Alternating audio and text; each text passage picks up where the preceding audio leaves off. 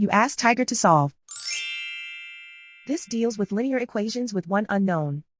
The final result is 8 equals 1 over 20. Let's solve it step by step. Group all a terms on the left side of the equation. Subtract 38a from both sides.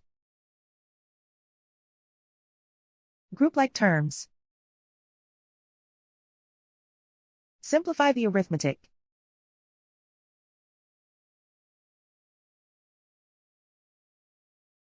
Group all constants on the right side of the equation. Subtract 1 from both sides.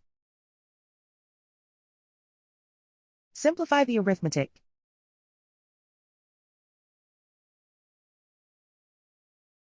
Isolate the a. Divide both sides by -20. Cancel out the negatives. Simplify the fraction.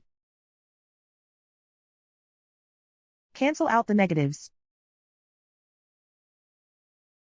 And so the final result is 8 equals 1 over 20.